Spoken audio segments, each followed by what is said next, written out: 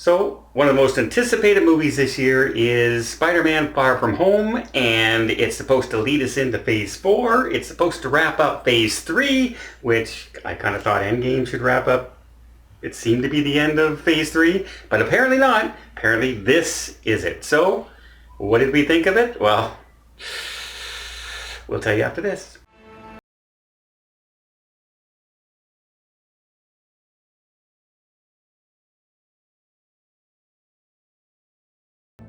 Okay, so this is the second Spider-Man movie with Tom Holland, the new cast, the new generation.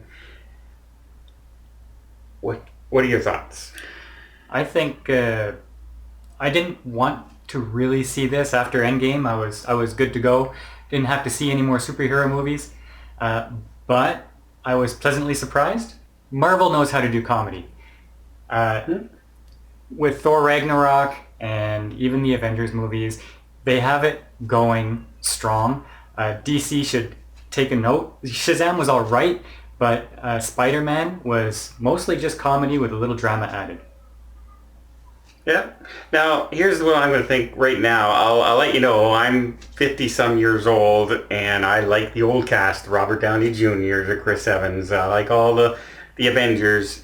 And I feel now that we're going into a new era, and I know Tom Holland's there, and he's definitely for the younger audience. He's not a person and an actor or a character made for me. He's a high school Spider-Man. And I can see some of the scenes in this movie, there's the romantic mood part, or if there's a kiss in the movie, and we hear all the young people behind us going, "Aww."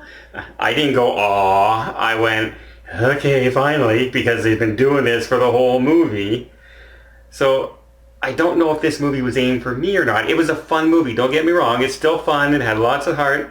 Lots of good action in it. The CGI and everything is done fine. I really like the character of Mysterio, and I like the way they were going with it. Even if it was a little far-fetched, all superhero movies are far-fetched, but so I could live with it.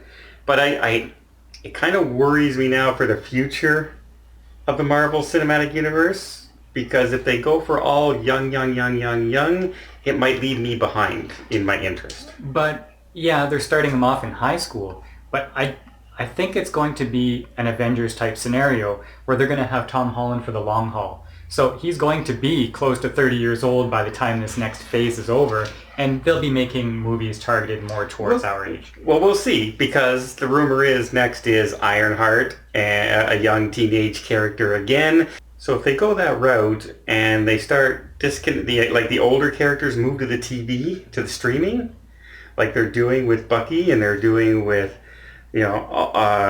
Black Widow. I mean, we may just get a whole bunch of brand new characters that we don't connect with anymore, and it kind of concerns me a little bit that they may leave all the people that they built up over 10 years, fans, behind. Well, also if you're worried about if you happen to miss this, or maybe you feel you need to see this to find out what's going to happen in the next phase of the Marvel movies, you don't have to. I don't feel that this led into the next phase at all. It was just a movie. The end credit scenes kind of hinted at where they're going with it a little bit, but nothing dramatic. Nothing like the snap and like in the end of Ant-Man and the Wasp, where everyone disappears while he's inside. Nothing that dramatic. It was just, okay, here's what we're going to think and doing. But as far as this movie is concerned, I still enjoyed it. I gave it roughly a 7. 7 out of 10 means I enjoyed the movie. It wasn't a waste of my money. I had no problem seeing it. Did I have some problems with the movie? Yeah. Did you have some problems with the movie? I did. Like, it was a good movie overall, but I think the director should take this lesson to heart. Less is more. Because a lot of the scenes just kind of dragged on a few more minutes longer than they should have. A big exposition dump by Jake Gyllenhaal when you find out who he really is, and when Spidey is encountering a lot of these hologram terrors.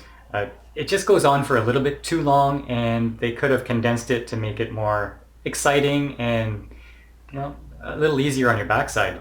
Well, I thought the editing was a little cut up. Like all the action scene was cut, cut, cut.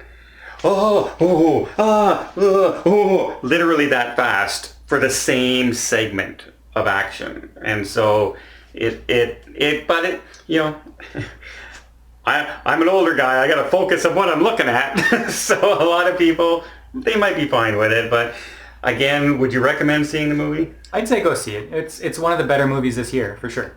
Yeah, that's not saying a whole lot. Unfortunately. But in this case, it's still a good movie. Yeah. Yeah, and definitely see it on streaming if you don't get a chance to see it in the theaters. Do you think it's going to make $1 billion?